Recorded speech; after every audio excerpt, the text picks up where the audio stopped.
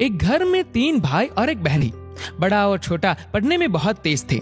उनके माँ बाप उन चारों से बेहद प्यार करते थे, मगर मझले बेटे से थोड़ा परेशान से थे। बड़ा बेटा पढ़ लिख कर डॉक्टर बन गया, छोटा भी पढ़ लिख कर इंजीनियर बन गया, मगर मझला बिल्कुल आवारा और गवार बन के ही रह गया। सबकी शादी हो गई बहन और मझले को छोड़। दोनों भाइयों ने लव मैरिज की थी। बहन की शादी भी अच्छे घराने में हुई थी। आखिर भाई सब डॉक्टर इंजीनियर जो थे। अब मझले को कोई लड़की नहीं मिल रही थी। पिताजी भी परेशान, माँ भी। बहन जब भी मायके आती सबसे पहले छोटे भाई और बड़े भैया से मिलती, मगर मझले से कम ही मिलती थी, क्योंकि वह न तो कुछ दे सकता था और न ही वह जल्दी घर पे मिलता था। वैसे वह दिहाड़ी मजदूरी करता था, पढ़ नहीं सका था तो भला नौकरी कौन देता। मझले की शादी किए बिना पिताजी गुजर गए। माँ ने सोचा कहीं अब बंटवारे की बात न निकले, इसलिए अपने ही गांव से एक सीधी सादी लड़की से मझले की शादी करवा दी। शादी होते ही न जाने क्या हुआ कि मझला बड़े लगन से काम करने लगा। दोस्तों ने कहा, ए चंदू, आज अड्डे पे आना। चंदू बोला, आज नहीं, फिर कभी। दोस्त कहता है, अरे तू शादी के बाद तो जैसे बीवी का गुलाम ही हो गया है। चंदू ने कहा, अरे ऐसी बात नहीं, कल मैं अकेला एक पेट था तो अपने रोटी के हिस्से कमा लेता था, अब 2 पेट है आज, कल और होगा। घर वाले नालायक कहते थे पर चलता था, मगर मेरी पत्नी मुझे कभी नालायक कहे तो मेरी मर्दानगी पर एक भद्दी गाली है, क्योंकि एक पत्नी के लिए उसका पति उसका घमंड, इज्जत और उम्मीद होता है।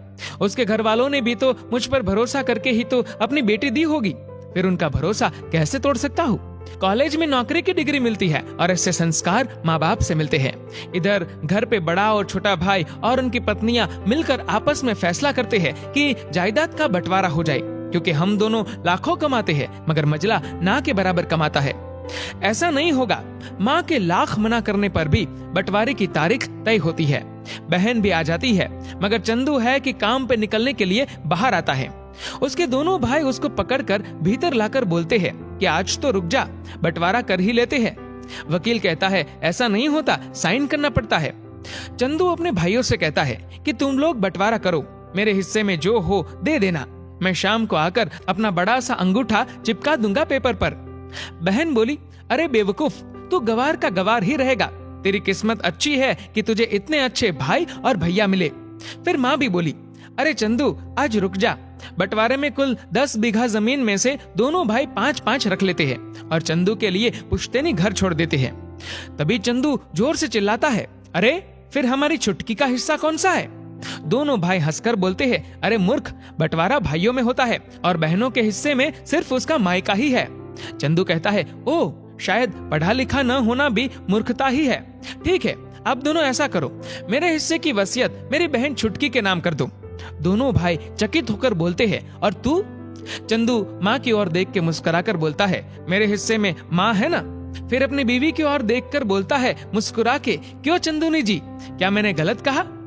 चंदूनी अपनी सास से लिपट कर कहती है, इससे बड़ी वसीयत क्या होगी मेरे लिए कि मुझे माँ जैसी सासू मिली और बाप जैसा ख्याल रखने वाला पति। बस यही शब्द थे जिन्होंने बंटवारे को सन्नाटे में बदल दिया। बहन दौड़कर अपने गवार भैया से गले लगकर रोते हुए कहती है कि माफ कर दो भैया मुझे, क्योंकि मैं समझ न सकी आपको। चंदू अपनी बहन से कहता है, इस घर में तेरा भी उतना ही अधिकार है जितना हम सभी का। माँ का चुनाव इसलिए किया ताकि तुम सब हमेशा मुझे याद आओ, क्योंकि ये वही कोख है जहाँ हमने 9 महीने गुजारे हैं। माँ के साथ तुम्हारी यादों को भी मैं रख रहा हूँ। दोनों भाई दौड़कर मजले से गले मिलकर रोते रोते कहते हैं, आज तो तू सचमुच का बाबा लग रहा है। सबकी पलकों पे पानी ही पानी। सब एक साथ फिर से रहने लगते हैं। जब लोग अनपढ़ थे तो परिवार एक हुआ करते थे। मैंने टूटे परिवारों में अक्सर पढ़े लिखे लोग देखे हैं। दोस्तों, इस वीडियो को लेकर आपकी क्या राय है नीचे कमेंट करके जरूर बताएगा। और अगर आपको वीडियो अच्छा लगा हो तो इस वीडियो को लाइक करेगा, शेयर करेगा ज्यादा से ज्यादा लोगों तक। और ऐसी और भी इंस्पिरेशनल वीडियोस के लिए सब्सक्राइब करें हमारे यूट्यूब चैनल को और फेसबुक पर फॉलो करें हमारे पेज को। धन्यवाद।